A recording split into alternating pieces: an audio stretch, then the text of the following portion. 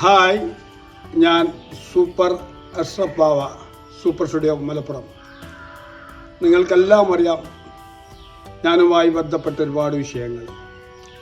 ഞാൻ ഏറ്റവും ഹാപ്പി മൂഡിലാണ് ഇപ്പോൾ നിങ്ങളുടെ മുന്നിൽ നിൽക്കുന്നത്. അതിന് പ്രധാനപ്പെട്ട ഒരു കാര്യം, എൻ്റെ അസുഖവുമായി ബന്ധപ്പെട്ട് ക്യാൻസറിൻ്റെ ആഗമനത്തിന് ശേഷം ഞാൻ എൻ്റെ വേദനകളെ മറക്കാൻ ചിത്രരചനയിലേക്ക് ആഴ്ന്നുപോയതിനെ കുറിച്ചുള്ള കാര്യങ്ങളാണ് കാര്യമായിട്ട് പറയാനുള്ളത്. എന്നെ ആദ്യമായി അറ്റാക്ക് ചെയ്തത് ബ്ലഡ് ക്യാൻസറിൻ്റെ ഒരു വകഭേദമായ ലിംഫോമ എന്ന ക്യാൻസറാണ്. ആ ക്യാൻസറുമായി ബന്ധപ്പെട്ട് കീമോയിലൂടെ കടന്നു പോകുന്ന സമയത്ത് വളരെ പ്രയാസം അനുഭവിക്കുന്ന ടൈമിലാണ് ഞാൻ ചിത്രരചനയിലേക്ക് വീണ്ടും കടന്നു വന്നത്.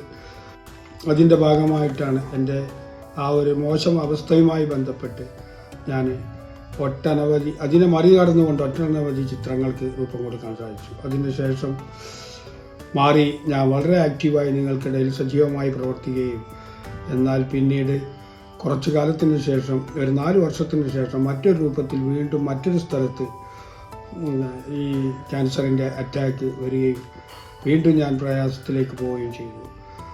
അതിൻ്റെ ഭാഗമായി ഞാൻ എൻ്റെ വേദനകളെ മറക്കാനും എൻ്റെ അസുഖത്തെക്കുറിച്ച് പൊതുജനങ്ങളെ ചിന്തിപ്പിക്കുന്നതിനുമൊക്കെ വേണ്ടിയാണ് ചിത്രങ്ങളിൽ വീണ്ടും വരയ്ക്കാൻ മുഴുകിയതും ചിത്രങ്ങൾ വരച്ചു തുടങ്ങിയതും. ആ ക്യാൻസറിൽ നിന്നും ക്യാൻവാസിലേക്ക് എന്നുള്ള ചാപ്റ്റർ, അതുമായി ബന്ധപ്പെട്ട് ഞാൻ വരച്ച ചിത്രങ്ങൾ, വേദനയെ മറക്കാൻ ആവശ്യമായ എൻ്റെ ചിന്തകളും വരകളും എല്ലാം എന്നെ പിടിച്ച ക്യാൻസർ എന്ന ക്യാൻസറിനെ തന്നെ വരച്ച് ഞാൻ വെച്ചിട്ടുണ്ട്.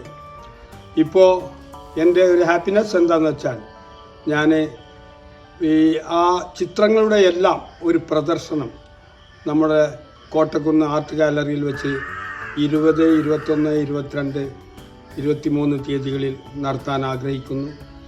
അതുമായി ബന്ധപ്പെട്ട് നിങ്ങളെല്ലാവരും വളരെ സന്തോഷത്തോടു കൂടി എൻ്റെ പ്രോഗ്രാമിലേക്ക് ഞാൻ ക്ഷണിക്കുകയാണ്. നിങ്ങളെല്ലാവരും വരണം. എൻ്റെ തിരിച്ചുവരവും എൻ്റെ ചിത്രപ്രദർശനത്തിൻ്റെ ഒരു ആഘോഷമാക്കി മാറ്റാൻ നമുക്ക് കഴിയട്ടെ എന്ന് ഞാൻ ആഗ്രഹിക്കുന്നു. ഇത് എളിയ ക്ഷണം മാത്രമാണ്. തീർച്ചയായും നിങ്ങൾ പങ്കെടുക്കണം. ഉദ്ഘാടന സെഷനിലേക്കും തുടർന്നുള്ള ദിവസങ്ങളിലെയും നിങ്ങളുടെ സാന്നിധ്യം ഞാൻ ആഗ്രഹിക്കുന്നു, ഇഷ്ടപ്പെടുന്നു. നന്നായിരിക്കട്ടെ, അത് വിജയിക്കട്ടെ എന്ന് ആത്മാർത്ഥമായി പ്രാർത്ഥിക്കുന്നു.